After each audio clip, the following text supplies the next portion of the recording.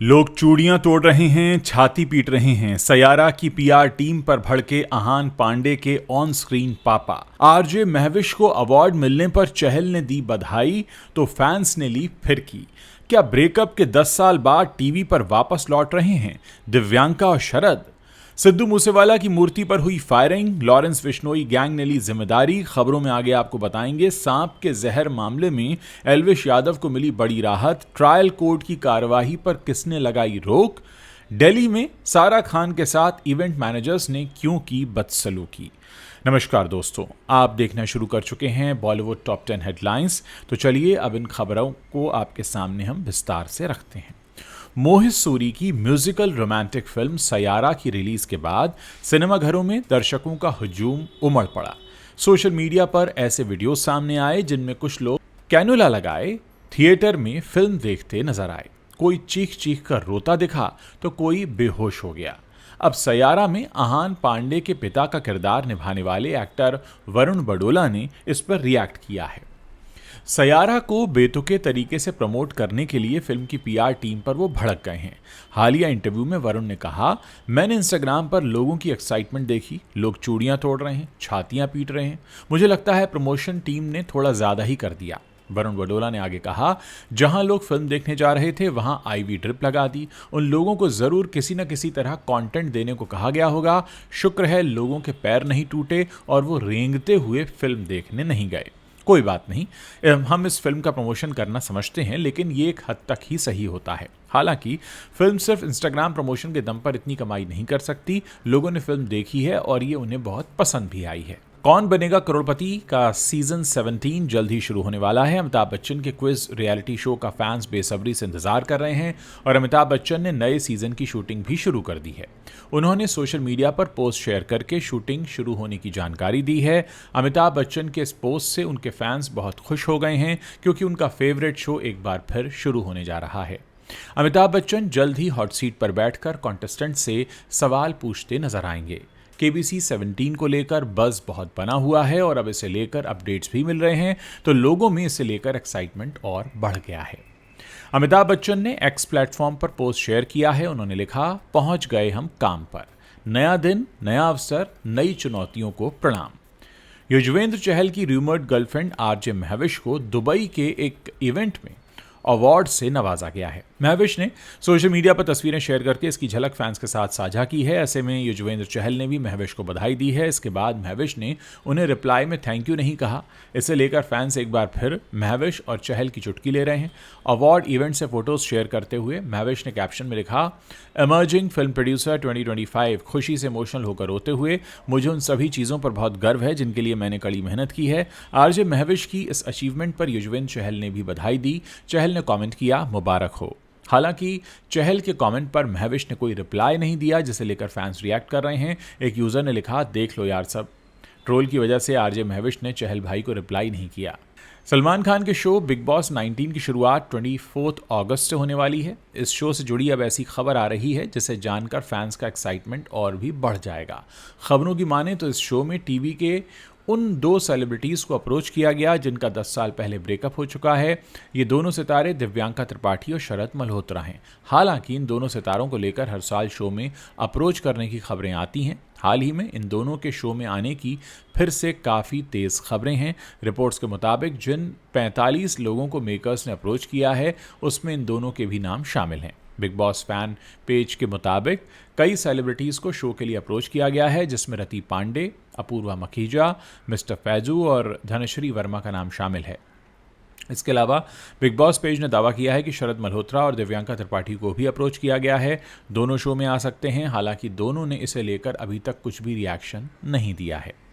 Punjabi singer Sidhu Moosewala आज हमारे बीच नहीं हैं, लेकिन उनके फैंस आज भी उनको याद करते हैं। सिद्धू के गाने आज भी सुने और गाए जाते हैं। इसी बीच हाल ही में एक और घटना हुई है। दरअसल हरियाणा के डबवाली के सावंत खेड़ा गांव में सिद्धू मूसेवाला की मूर्ति पर कुछ अज्ञात बदमाशों ने फायरिंग कर दी। सिद्धू मूसेवाला की ये मूर्ति जननायक जनता पार्टी के प्रदेश अध्यक्ष दिग्विजय चौटाला ने पिछले साल ही स्थापित की थी। इस घटना के बाद से इलाके में दहशत का माहौल है। इसी बीच मूसेवाला की मां चरण कौर ने इसे बेटे की मौत का अपमान बताया है। उन्होंने कहा कि हमला सिद्धू मूसेवाला की आत्मा पर हुआ है। चरण कौर ने सोशल मीडिया पर गहरा दुख जताया। उन्होंने कहा कि उनके बेटे के दुश्मन उसे मरने के बाद भी चैन से नहीं रहने दे रहे हैं। मूसेवाला की मूर्ति पर गोली चलाने वाली घटना के बाद चौटाला को एक विदेशी मोबाइल नंबर से एक वीडियो भेजा गया जिसमें मूर्ति पर फायरिंग की क्लिप दिखाई गई थी। इस घटना की जिम्मेदारी भी लॉरेंस बिश्नोई गैंग ने ली है। वीडियो में चेतावनी दी गई कि मूसेवाला के बाद उनके समर्थक अगला निशाना होंगे। अगर किसी ने भी उनका साथ देने की कोशिश की तो उसका अंजाम भी ऐसा ही किया जाएगा। डबवाली पुलिस ने इस मामले में शिकायत दर्ज की है और जांच शुरू कर दी है। यूट्यूबर एल्विश यादव को एक बड़ी राहत मिली है। रेव पार्टी में सांप का जहर सप्लाई करने के मामले में उनका नाम आया था और उनके खिलाफ एक केस भी चल रहा है। अब इस मामले में उन्हें सुप्रीम कोर्ट की तरफ से राहत मिल गई है। एल्विश यादव के खिलाफ निचली अदालत में चल रही कार्यवाही पर सुप्रीम कोर्ट ने रोक लगा दी है। इस मामले में सुप्रीम कोर्ट ने उत्तर प्रदेश सरकार और शिकायतकर्ता को नोटिस जारी किया है। याचिका में सांप के जहर के मामले में आरोप पत्र और आपराधिक कार्रवाई को चुनौती दी गई है। मामले की बात करें तो ये साल 2024 नवंबर का मामला है। इस दौरान नोएडा पुलिस ने एल्विश यादव समेत उनके कुछ साथियों पर रेव पार्टी में अवैध तरीके से सांप के जहर का इस्तेमाल करने का आरोप लगाया था।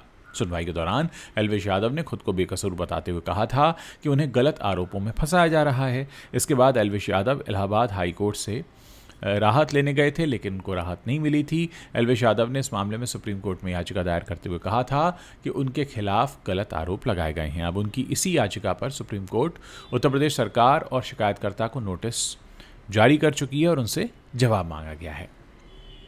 सारा खान को एक इवेंट में काफी दिक्कतों का सामना करना पड़ गया। सोशल मीडिया पर वीडियो जारी करके इवेंट मैनेजर्स की क्लास भी लगाई है और अपनी आप बीती शेयर की है। बताया कि कैसे जिस इवेंट का हिस्सा बनने वो दिल्ली गई हुई थी वहां के मैनेजर ने बेसिक नीड्स का भी उनका ध्यान नहीं रखा और उनकी सेफ्टी पर भी बनाई। सारा ने इस इंसिडेंट के बारे में वीडियो शेयर किया और लोगों को आगाह किया।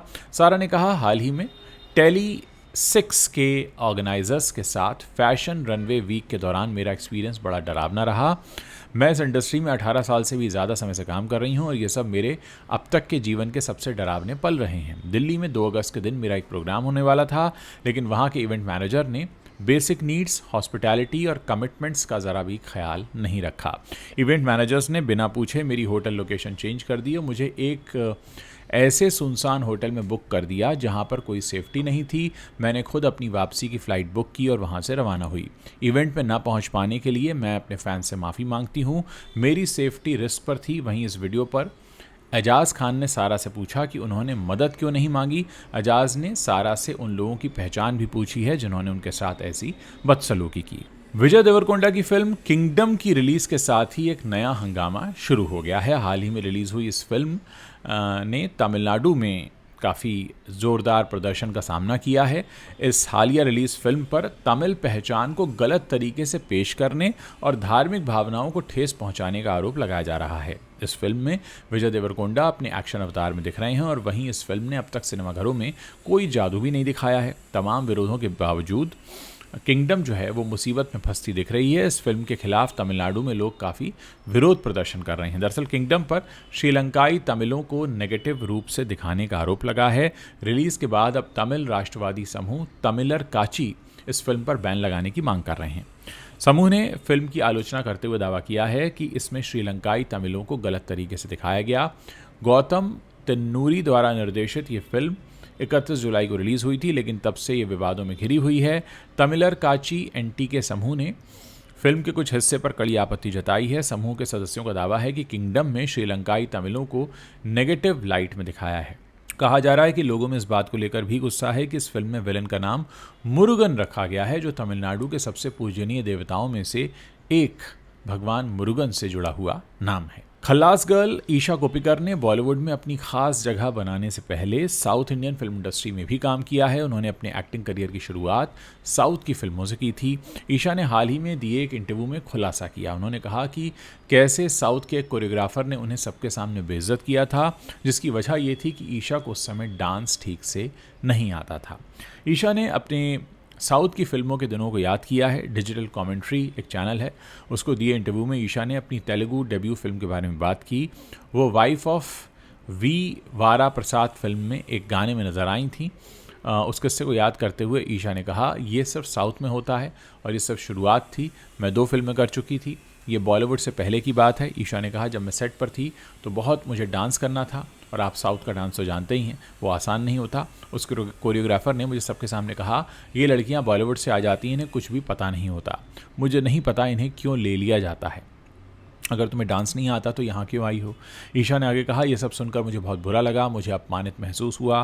मैं अपनी मेकअप वैन में चली गई और बहुत रोई। इसके बाद मैंने उसे एक तरह से एक चैलेंज की तरह लिया। मैंने कहा, अगली बार जब मैं साउथ आऊँगी तो मैं बहुत अच्छा डांस करूँगी, मैं किसी को खुद से ऐसे बात नहीं करने दूँगी। इसके बाद मैंने सरोज खान की असिस्टेंट उषा जी को फ़ोन किया। मैंने उनसे कहा, मुझे डांस सीखना है, आप मुझे सरोज जी के सारे गानों पर डांस सिखाओ। वो फिर टाइम निकाल कर मेरे घर आती थी और रोज़ मुझे डांस सिखाती थी। बॉलीवुड एक्टर और पूर्व राज्यसभा सांसद मिथुन चक्रवर्ती को कोलकाता हाईकोर्ट से बड़ी राहत मिली है। अब पुलिस उनके खिलाफ सख्त कार्रवाई नहीं कर सकती। कोलकाता हाईकोर्ट ने मिथुन को गिरफ्तारी से राहत दे दी है और पुलिस की ओर से जांच के लिए उनसे वर्चुअल पूछताछ भी की गई थी। मामला साल 2021 में एक भड़काऊ भाषण देने का है। पश्चिम बंगाल विधानसभा चुनाव के दौरान मिथुन चक्रवर्ती पर कोलकाता के मानिकतला थाने में भड़काऊ भाषण देने का आरोप लगा था। मिथुन ने एक रैली में कहा था, यहाँ मारूंगा, शमशान में गिरोगे और मैं पानी का सांप नहीं कोबरा हूँ। ऐसे 2 फिल्मी डायलॉग इन्होंने बोले थे।